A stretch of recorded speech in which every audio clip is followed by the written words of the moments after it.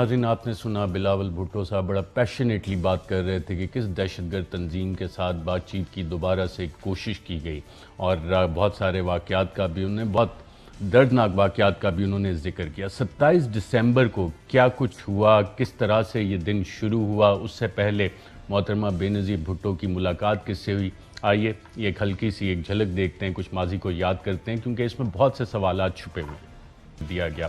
اور اسیسینیشن کے بعد ایک سلسلہ شروع ہوا کور اپ کا، اور آج 14 سال بعد جب ہم بیٹھ کے اس کور اپ کو دیکھتے ہیں تو اس میں ہمیں یہ پتہ لگتا ہے، جب آپ کیس ریکارڈ کو دیکھتے ہیں، اقوام متحدہ کی رپورٹ کو دیکھتے ہیں، اسکاٹ یارڈ کی رپورٹ کو دیکھتے ہیں، پولیس فائل دیکھتے ہیں، تو آج آپ کو بیٹھ کے پتہ لگتا ہے کہ اس کیس سے جڑے گواہان وہ بھی قتل کر دیے گئے، اس کیس میں جو پروسیکیوٹر تھے وہ بھی قتل کر دیے گئے، جج صاحبان متعدد بار 10 دفعہ تقریباً تبدیل کیے گئے۔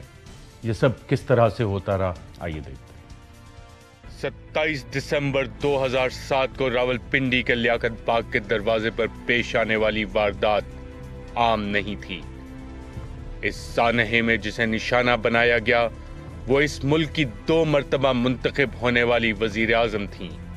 بے نظیر بھٹو کا قتل اس اعتبار سے بھی انوکھی نوعیت کا قتل ہے کہ اسے چھپانے کے لیے ان افراد کو چن چن کر قتل کرنے کا سلسلہ آج بھی جاری ہے جو کسی بھی طور اس قتل کے پس پردہ محرکات، افراد، گروہ یا اداروں کو بے نقاب کر سکتے ہیں۔ کہا جاتا ہے کہ قانون کے ہاتھ لمبے ہوتے ہیں، مگر اس واردات کے پس منظر میں موجود چہروں کو چھپانے کے لیے صرف قانون کے ہی نہیں بلکہ ہر وہ ہاتھ قلم کر دیا گیا جو قاتلوں کی جانب اشارہ کر سکتا تھا۔ بے نظیر قتل کیس میں ایف آئی اے پروسیکیوٹر چودھری ذوالفقار یہ بیان دینے کے چند روز میں ہی قتل کر دیے گئے کہ وہ بے نظیر کے قاتلوں کو سزا دلوا کر ہی دم لیں گے۔ سبسٹنشل ایویڈنس ملزمان کے خلاف کلیکٹ کیا اپنی انویسٹیگیشن میں،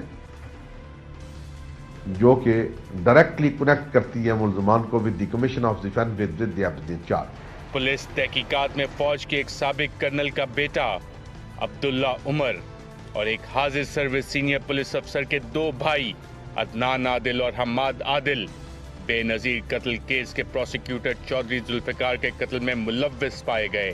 تحقیقات میں یہ بات بھی سامنے آئی کہ عمر عبداللہ فوج کے ایک سابق کرنل خالد محمود عباسی کا بیٹا تھا۔ یہ وہی خالد محمود عباسی ہیں جنہیں ایک کالعدم تنظیم سے روابط اور پرویز مشرف قتل سازش کیس میں فوج سے برخاست کر دیا گیا تھا۔ کرنل عباسی کو 2003 میں فوج نے میجر عادل قدوس کے ساتھ مل کر القاعدہ کے ماسٹر مائنڈ خالد شیخ محمد کو راولپنڈی میں ٹھہرانے کے الزام میں گرفتار کیا تھا۔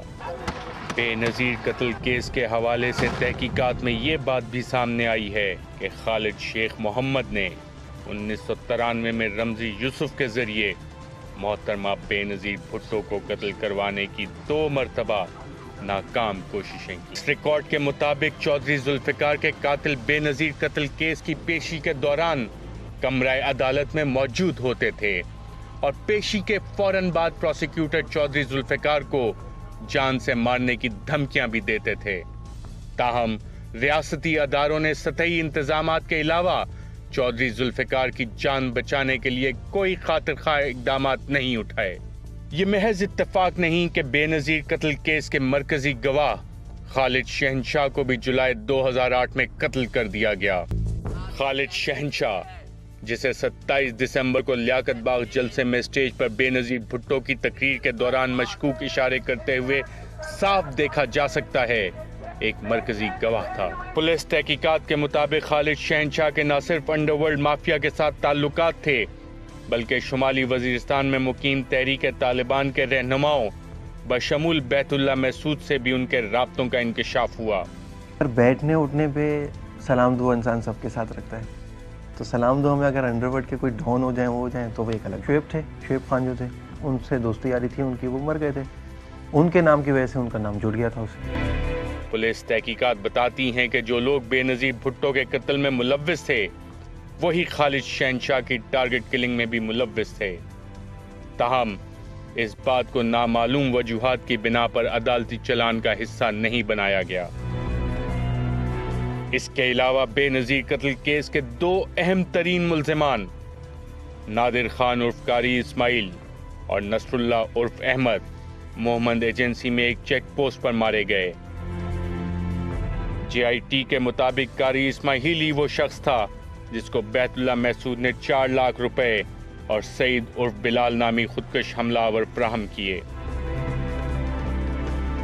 قاری اسماعیلی مبینہ طور پر وہ شخص تھا جو بے نظیر بھٹو کو قتل کرنے کا آپریشنل کمانڈر تھا۔ قاری اسماعیل اور نصر اللہ بے نظیر بھٹو کی شہادت کے 1 ماہ کے اندر محمد ایجنسی کی ایک چیک پوسٹ پر موت کی نیند سلا دیے گئے، اور اس طرح مشترکہ تحقیقاتی ٹیم ایک اہم ترین سراغ سے محروم ہو گئی۔ مگر آج بھی ایک ایسا شخص زندہ ہے جسے قانون نافذ کرنے والے ادارے گرفتار کرنے کے بعد چھوڑ چکے ہیں، اور اسی شخص پر اپنے ممکنہ قاتل ہونے کا الزام محترمہ بے نظیر بھٹو نے اپنی زندگی میں ہی لگا دیا تھا۔ بے نظیر اپنی کتاب ریکانسیلیشن میں اس شخص کا نام قاری سیف اللہ اختر بتاتی ہیں، جسے متحدہ عرب امارات کی حکومت نے ملک بدر کیا۔ قاری سیف اللہ اختر بے نظیر بھٹو کی دوسری حکومت کے خلاف فوجی بغاوت کے مقدمے میں بھی ملوث تھا۔ قاری سیف اللہ اختر 2007 میں لاہور میں ہونے والی ایک ایسی ملاقات کا بھی حصہ تھا جس میں بے نظیر بھٹو کو قتل کرنے کا منصوبہ بنایا گیا۔ تاہم اپنے 35 صفحوں پر مشتمل بیان میں قاری سیف اللہ اختر نے اس بات کا اعتراف کیا کہ وہ 2007 میں سابق DGISI لیفٹیننٹ جنرل حمید گل اور میجر جنرل ریٹائرڈ ظہیر الاسلام عباسی کے ساتھ رابطے میں رہا۔ یہ وہی میجر جنرل ظہیر الاسلام عباسی تھے جنہوں نے 1995 میں بے نظیر بھٹو کی حکومت کے خلاف فوجی بغاوت کا منصوبہ بنایا تھا۔ قاری سیف اللہ اختر 1995 میں بنائے جانے والے اس منصوبے کا بھی اہم حصہ تھا۔ اقوام متحدہ کمیشن نے اپنی رپورٹ میں نہایت واضح طور پر لکھا ہے کہ قاری سیف اللہ اختر کے نہ صرف انٹیلیجنس ایجنسیوں سے روابط تھے بلکہ وہ اسامہ بن لادن کے بھی قریب تھا۔ پاکستانی مشترکہ تحقیقاتی ٹیم نے قاری سیف اللہ اختر کو اس بنیاد پر چھوڑ دیا کہ اس کے خلاف بے نظیر قتل کیس کے حوالے سے کوئی ثبوت موجود نہیں ہے۔ حیران کن طور پر JIT قاری سیف اللہ اختر اور سابق DG انٹیلیجنس بیورو بریگیڈیئر اعجاز شاہ کے درمیان روابط کے حوالے سے خاموش رہی۔ یہ وہی بریگیڈیئر اعجاز شاہ ہیں جنہیں بے نظیر بھٹو نے جنرل پرویز مشرف کو خط لکھ کر اپنے ممکنہ قاتل کے طور پر نامزد کیا تھا۔ اقوام متحدہ کمیشن کے مطابق بے نظیر بھٹو کو اپنے ممکنہ قتل کے حوالے سے بریگیڈیئر اعجاز شاہ پر شک اس لیے تھا کہ جو لوگ انہیں مارنے کی منصوبہ بندی کر رہے تھے وہ انٹیلیجنس ایجنسیوں میں اپنے روابط کے ذریعے عسکریت پسندوں کو ان پر حملہ کرنے کے لیے استعمال کریں گے تاکہ بے نظیر بھٹو کے ممکنہ قتل کا الزام عسکریت پسندوں پر جائے، نہ کہ اصل ماسٹر مائنڈ سامنے آ سکے۔ 10 دسمبر 2007 کو اپنے ایک ٹاپ سیکرٹ مراسلے میں ISI نے وزارت داخلہ کو واضح طور پر بتایا کہ القاعدہ سے وابستہ دہشت گرد بے نظیر بھٹو کو قتل کرنے کا منصوبہ تیار کر چکے ہیں اور اس حوالے سے ضروری حفاظتی انتظامات کر لیے جائیں۔ لیکن یہ اہم خط وزارت داخلہ میں بے نظیر بھٹو کے حوالے سے دیگر تھریٹ الرٹس کے ساتھ فائلوں کی زینت بن گیا۔